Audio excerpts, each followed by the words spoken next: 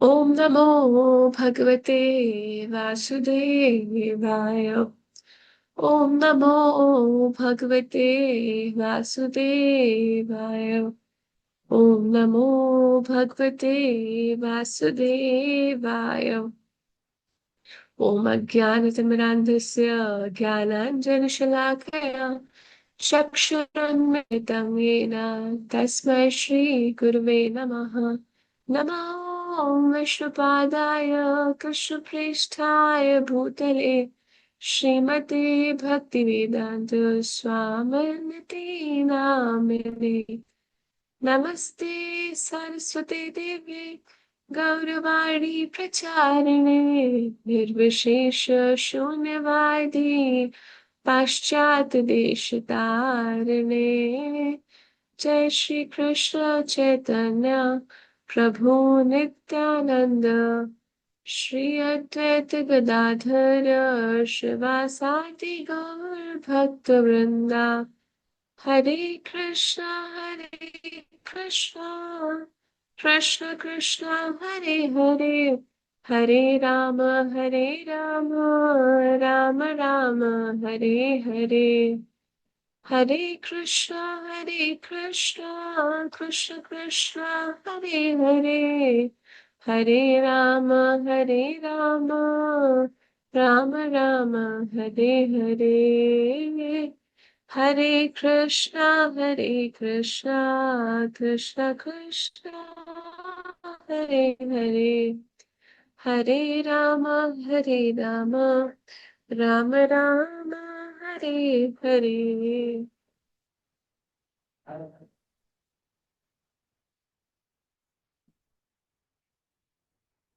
हरे Krishna everyone, Hare बोल धन्य प्रणाम and welcome to today's session. आप सभी का बहुत बहुत स्वागत है आज के इस सेशन में, है ना। तो जैसा कि आप सभी जानते हैं, हम लोग कृष्णा बुक कवर कर रहे हैं ना। तो आज जो है चैप्टर नंबर 43 पे है हम। कल हमने चैप्टर नंबर 42 कवर किया था और आज हम चैप्टर नंबर 43 पे हैं, राइट।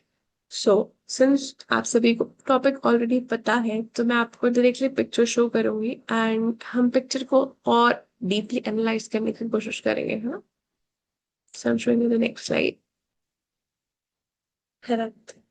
सो ये पिक्चर है हमारी, है ना। जो हमारा टॉपिक है वो है कुवल्या पीर, जो एलिफेंट था उसका किस प्रकार कृष्णा ने उद्धार किया, है ना।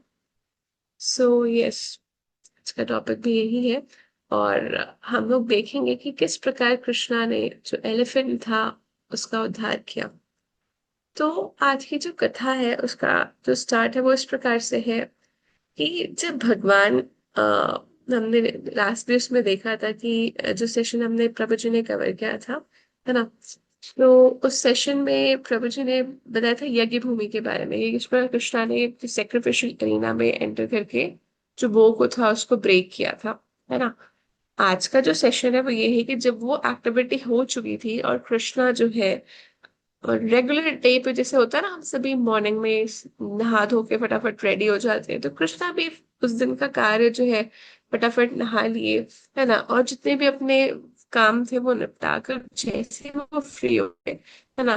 तो उनको क्या हुआ, आवाज आने लगी। अब वो आवाज किसकी थी? जो रेसलिंग मैच था वहां से ढोल ढोल और नगाड़ों की आवाज आने लगी, है ना। तो रेसलिंग मैच को हिंदी में बोलते हैं मल्ल युद्ध। तो वहां से, वहां की रंगशाला से उनको किसकी आवाज आई? नगाड़ों की आवाज, उनकी ध्वनि सुनाई दी। तो कृष्णा अपने सखाओं को बोलते हैं कि तुम्हें भी वो आवाज आ रही है? तो सारे सखागण बोलते हाँ बिल्कुल आ रही है। बलराम भी बोलते हैं। तो बोलते अरे फिर तो हमें वहां जाना चाहिए बिना किसी डिले के, है ना। चलो फटाफट तैयार हो जाते हैं।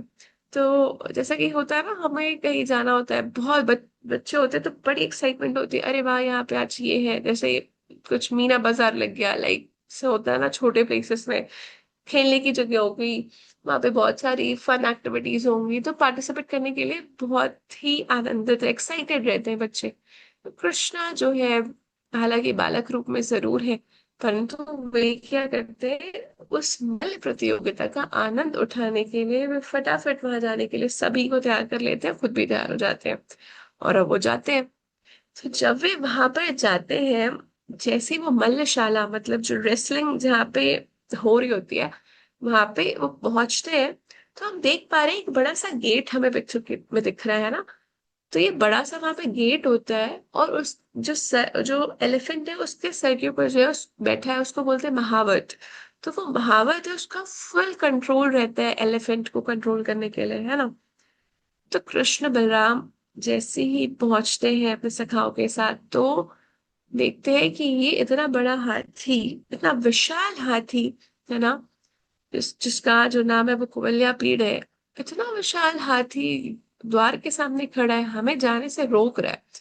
तो कृष्णा क्या करते हैं, कृष्णा जब देखते हैं तो वे क्रोधित हो जाते हैं, और वे जो महावत है उससे कहते हैं कि अरे दुष्ट महावत, है ना, वे कहते हैं कि कृपा करके, दुष्ट भी कह रहे, फिर कह रहे हैं कि ये रास्ता छोड़ो, हमें अंदर जाना है, हमें अंदर जाने दो। यदि तुमने हमें अंदर नहीं जाने दिया तो आपका और आपका जो हाथी है, हम उन दोनों को, आप दोनों को ही हम कहाँ भेज देंगे, यमराज के घर भेज देंगे। कृष्णा बड़े ही क्रोधित होते हैं। तो महावत जो है, वे इस प्रकार के शब्द सुनकर बहुत ही क्रोधित हो उठता है महावत। और वे क्या करता है, हाथी को उकसाता है हमला करने के लिए, कृष्ण और उनके सखाओं के लिए की तरफ, कि अब हमला करना है ना। तो आक्रमण करने के लिए जैसे उत्तेजित करते हैं, तो हाथी क्या होता है, वे दौड़ पड़ता है कृष्ण की ओर हमला करने के लिए। जैसे ही वो दौड़ता है ना, तो हाथी क्या करता है, कृष्णा को अपनी सूंड से पकड़ने का प्रयास करता है ना। प्रयास तो वो कर रहे हैं, हम देख पा रहे हैं लोग जो है वो हाथी को वहां पे जो द्वारपाल है वो कंट्रोल करने की कोशिश कर रहे हैं। फिर भी हाथी जो है वो अपना आपा खो बैठता है, और वो क्या करता है, वो जाता है दौड़ लगाता है और कृष्ण को सूंड से पकड़ने की कोशिश करता है। परंतु कृष्णा पकड़ में कहाँ आने वाले हैं, है ना। तो कृष्णा क्या करते हैं, फटाफट जैसे ही देखते हैं कि वो सूंड से पकड़ रहा है, कृष्णा फटाफट पीछे के पैर की तरफ चले जाते हैं, छुप जाते हैं।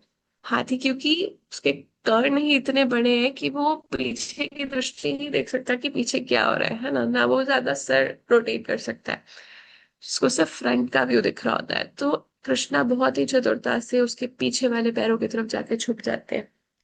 अब होता क्या है, फिर से सामने आते हैं, फिर से हाथी, जैसे हाइड एंड सीक हो रही होती है ना, फिर से हाथी पकड़ने का प्रयास प्रयास करता है। और कृष्णा अब उनके पीछे जाते हैं और उनकी पूंछ पकड़ते हैं और जोर से खींचते हैं। हाथी की सूंड, कोयला पीठ की सूंड पकड़ते हैं और जोर से उसे खींचते हैं, और 25 गज तक उसको खींचते हैं, है ना, उसको घसीटते हैं। जिस प्रकार एक गरुड़ होता है और वो सर्प को घसीटता है ना, उसी प्रकार जो हमारे कृष्णा है, वे इस विशाल कुवलयापीठ हाथी को घसीटते हैं, है ना। और ये वैसी ही लीलाओं का स्मरण है जैसे कि बचपन में, बाल्यकाल में कृष्णा जो है अपने बछड़ों की पूंछ से खेलते थे ना और उनको खींचते थे। तो एकदम वैसे ही उनको खींच रहे, घुमा रहे हैं।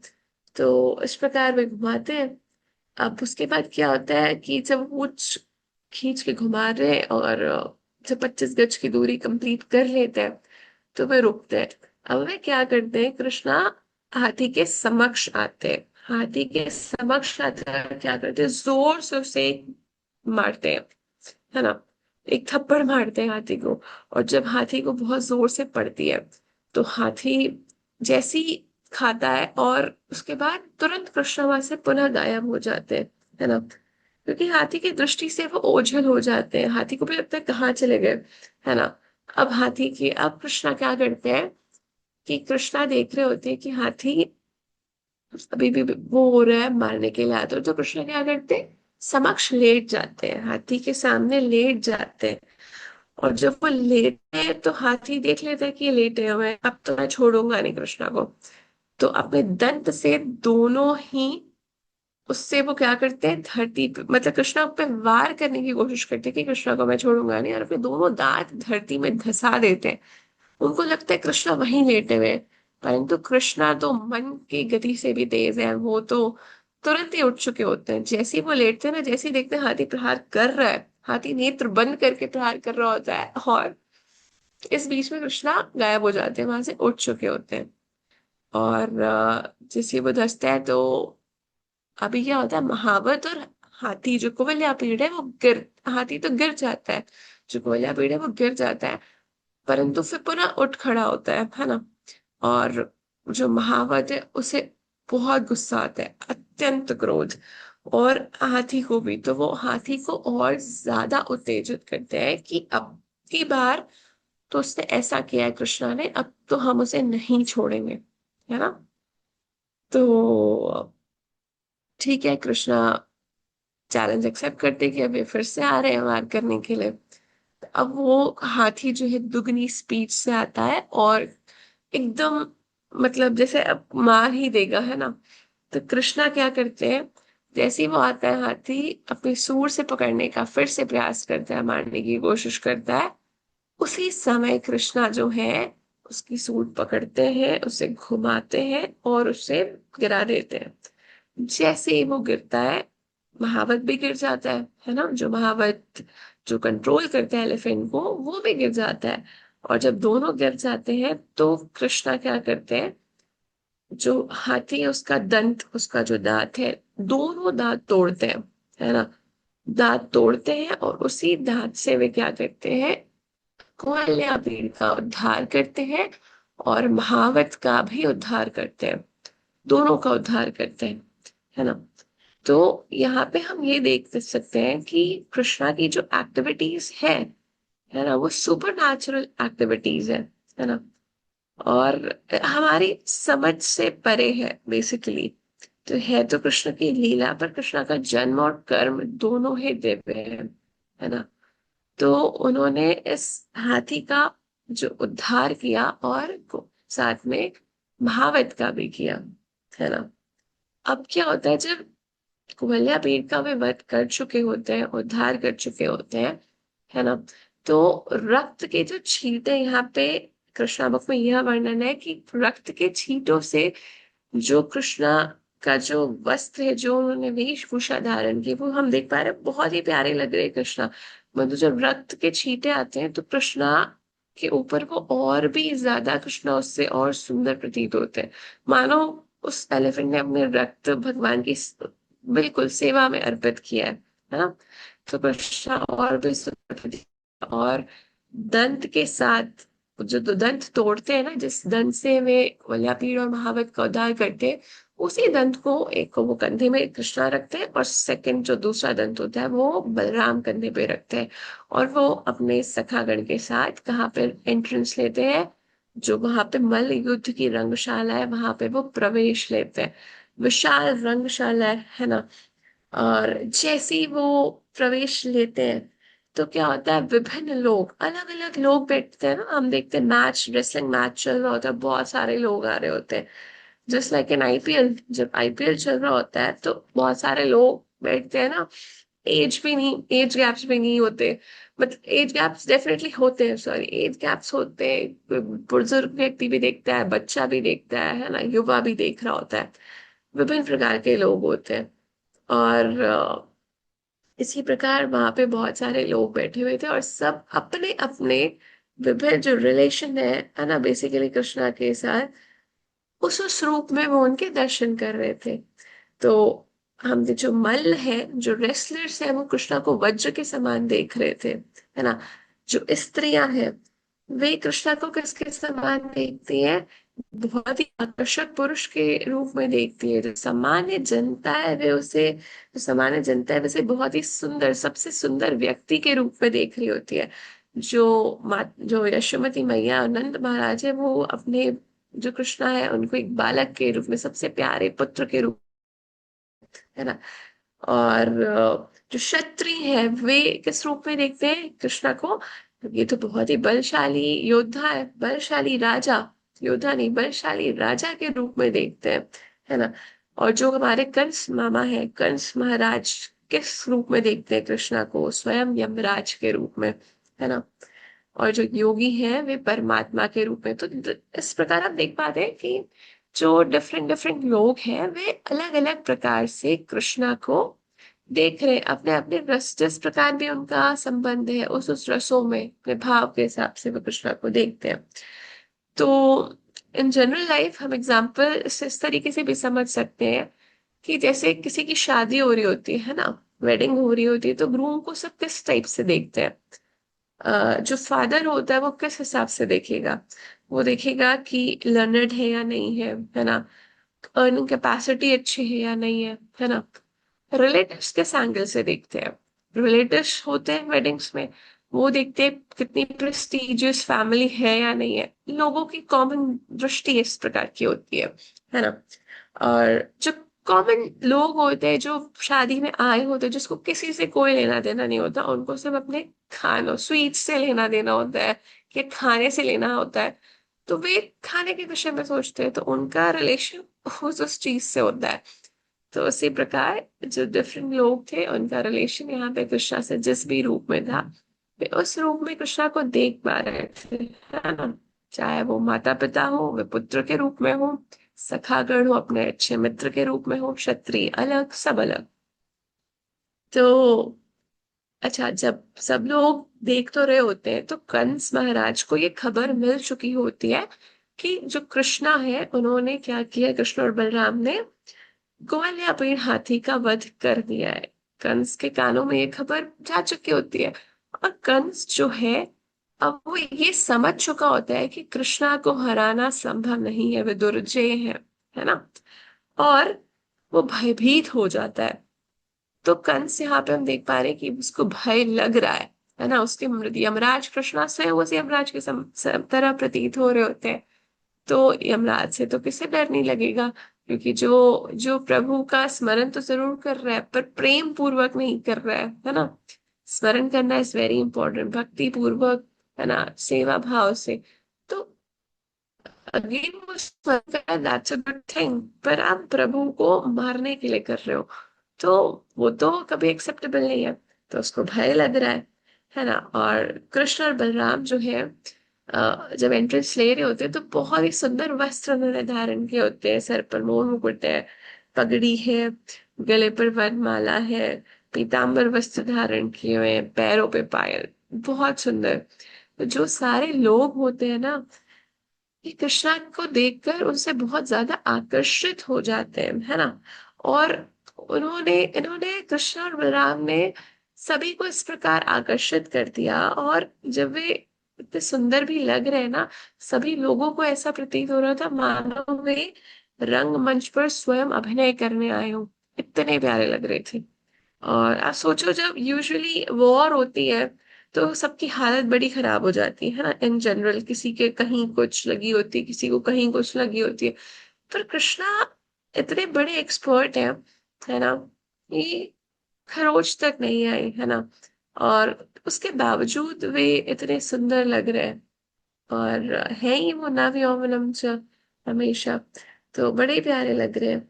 तो अब जब वो अंदर आ रहे हैं, तो मथुरा के जो लोग हैं, सब, वो कृष्णा जो है मथुरा के लोगों को अट्रैक्ट तो कर रहे हैं, सारे लोग अट्रैक्ट हो रहे हैं कृष्णा के प्रति। तो सब लोग अब क्या कर रहे हैं, मतलब वो कहते हैं, इस प्रकार उनके जब मुखमंडल इतने सुंदर वस्त्रों का तो है ही, पर कृष्णा का मुखमंडल का जब वो दर्शन करते हैं, तो इतनी इतने आनंद का अनुभव कर रहे होते हैं सब, मानो ऐसा लग रहा है अमृत पान कर रहे हो, है ना। और उन्होंने कृष्ण की जो लीला है, जो पूर्व काल में उन्होंने वृंदावन में रहते हुए जितनी भी लीलाएं की, उनके कार्य किए, और उनके सौंदर्य का वे अभी तक तो चर्चा सुनी सुनी ही थे, पर अब वे स्वयं कृष्ण और बलराम को अपने समक्ष देख रहे हैं, है ना। तो फैन मूवमेंट है ये एकदम, कि जब हम जब सिमिलरली आईपीएल का ही ले लो, या कोई भी फुटबॉल मैच ले लो, कोई भी मैच ले लो, जब आपका फेवरेट प्लेयर होता है, जब आप उसके वर्क देख रहे होते हो, अरे वाह ये तो बहुत अच्छा खेल रहा है, काश हमें कभी उससे लाइव देखने का मौका मिले। तो वो फैन मोमेंट जैसा होता है ना, उसी प्रकार सारे लोग जब लाइव देखे, तो फैंस का वो होना निश्चित होता है कि एकदम वो अपना कंट्रोल खो बैठते हैं। तो सारे लोग चर्चा करने लगे, है ना। बस ये होता है कि यहाँ पे वो कूद कर नहीं आते, जैसे नॉर्मल मैचेस में होता है कि फैंस कूद करके फील्ड में आ जाते हैं ना, इन लोग यहाँ पे उस टाइप का नहीं करते, यहाँ पे चर्चा होती है। जो देखते हैं, अरे इतने सुंदर प्रतीत हो रहे, तो वे हरी चर्चा करते हैं। वे अभी तक कृष्णा ने जितनी भी लीलाएं की उसका वर्णन करते हैं। फिर बोलते हैं, आपको पता है कृष्णा ने पूतना का उद्धार किया था, कृष्णा ने तृणावर्त जैसे राक्षसों का भी उद्धार किया है ना। यमल अर्जुन जो वृक्ष थे, नलकुबेर और मणिग्रीव, है ना, उनका उद्धार किया है। सो उन वृक्षों का उद्धार किया है। इसके अलावा सारे पास टाइम्स कृष्णा के अभी तक जितने हमने कवर किए, चाहे वो केशी हो, है ना, केशी का उद्धार हो, धेनुकासुर हो, बकासुर हो, अघासुर हो, सारी लीलाओं का वर्णन कर रहे कि कृष्णा ने ये सारे कार्य किए। उन्होंने किस प्रकार इंद्र का अहंकार जो था वो चूर चूर किया, चूर चूर किया। गोवर्धन पर्वत को किस प्रकार इतने दिनों तक उन्होंने धारण किया। और बलराम के विषय में भी चर्चा करते हैं कि किस प्रकार उन्होंने प्रलंबासुर नामक राक्षस का वध किया। तो दोनों भाइयों की चर्चा हो रही है, हरी चर्चा हो रही है। तो जब छोटे भाई, बड़े भाई और छोटे भाई दोनों की, और जब वो चर्चा कर ही रहे थे, तो बस उनको क्या आवाज आती है कि मल्ल युद्ध के आरंभ होने की जो घोषणा होती है ना, अनाउंसमेंट्स, वे उनको सुनते हैं, है ना। वहां पे जो विभिन्न इंस्ट्रूमेंट्स होते हैं वे बजाते हैं, जैसे वाद्य यंत्र बोलते हैं, वे बजाते हैं, उनको उसकी आवाज आती है। तो सारे लोग अब बड़े ही खुश हो जाते हैं, है ना, चीयर्स करने लगते हैं, अरे बाप, तो युद्ध शुरू होने वाला है। और इस प्रकार अब क्या होता है कि जो चाणूर होता है वो बहुत ही फेमस रेसलर होता है ना। तो वो रेसलर क्या करता है, कृष्ण और बलराम को वो बेसिकली संबोधित करता है, उनको वो एड्रेस करता है। और वो रेसलर क्या बोलता है कृष्ण और बलराम को, वो बोलता है कि बहुत ही अच्छे से बात करता है, बोलता है, प्रिय कृष्ण और बलराम, आप जो है, मतलब हम, आप लोग जो है, आप लोगों की जो चर्चा है उस आपके कार्यों के विषय में तो हमने पहले सुना ही है ना। आप लोग तो महान नायक हो, और राजा जो है और यहाँ की जो प्रजा है वे आपको इस मल्ल युद्ध में देखना चाहते हैं, आपको युद्ध करते हुए देखना चाहते हैं, है ना। वे प्रदर्शन देखने के इच्छुक है। तो कृष्ण जो है वे ये कहते हैं कि हमारा विचार है कि जो युद्ध है ना, जो मल्ल युद्ध है, वे समान लेवल के लोगों से किया जाना चाहिए, है ना। आप तो इतने महान है ना, हम में क्या शक्ति है, आप तो बड़े महान है। और जो समान शक्ति वाले लोग हैं हमें उनसे करना चाहिए, आप जैसी पावर्स हम में नहीं है। तो और कृष्णा जो होते हैं, वे जब इस प्रकार के वाक्य कहते हैं, है ना, कि हमारे अंदर कोई सामर्थ्य नहीं है ना, ये चीज दर्शकों को रुचिकर नहीं लगेगी कि आप जैसे महान मल्लों से हम युद्ध कर रहे हैं, आप जैसे महान रेसलर से हम वॉर कर रहे हैं, ये चीज समाज जनता को रुचिकर नहीं लगेगी। तो चारूर जो है वो ये उत्तर देते हैं इसके, उसमें वो कहते हैं कि आपने अभी अभी कुवल्या पीड़ जो प्रवेश द्वार पे था उसका आपने मारा है, आपने उससे उसका उद्धार किया, उसका वध किया है प्रभु। तो यह कैसे संभव है कि आप ये मत सोचो कि आप बालक है ना, आप में बहुत शक्ति है। वो कुवल्या पीड़ जो हाथी था उसमें सहस्त्र, एक साथ ना वो हजारों हाथियों का सामना कर सकता था, इतनी पावर्स थी। और आपने उसका उद्धार किया है ना, आपने उसको बहुत ही अद्भुत रीति से उसका वध किया है प्रभु, है ना। तो वे कहते हैं कि इसलिए आप ये प्रतियोगिता जरूर करें, मैं स्वयं, चाणूर बोलता है, मैं आपके साथ युद्ध करूंगा, मल्ल युद्ध पे भाग लूंगा, और जो बलराम है वो मुष्टिक से मल्ल युद्ध करेंगे। उन्होंने ये सब डिसाइड कर लिया होते हैं ना। तो ये जो चैप्टर है इसमें इतना ही डिस्क्रिप्शन दिया गया है कि जस्ट डिसाइडेड कि से किसका वॉर होने वाला है ना। नेक्स्ट चैप्टर होगा, हम जानेंगे कल कि किस प्रकार अब नेक्स्ट चैप्टर हमें क्या शो करेगा, है ना। तो आज का जो चैप्टर था वो यहीं पे जरूर समाप्त होता है, पर हम देखते हैं इस समय टेक अवेज क्या मिलते हैं, है ना। क्योंकि जब भी हमको ये स्टोरी करते हैं हमें कुछ ना कुछ टेक अवे मिलता है। तो हम क्या सीख सकते हैं, तो फर्स्ट टेक अवे तो यही है कि हर व्यक्ति भगवान को अपनी भावना के अनुसार अनुभव करता है, उनकी जो रस होते हैं उसके अनुसार क्या करता है वो, भगवान का अनुभव करता है, एक्सपीरियंस करता है। वैसे हम देखते हैं कि 5 प्रकार के जो मुख्य रस है ना, दास्य रस, साख्य रस, वात्सल्य रस, माधुर्य रस और शांत रस।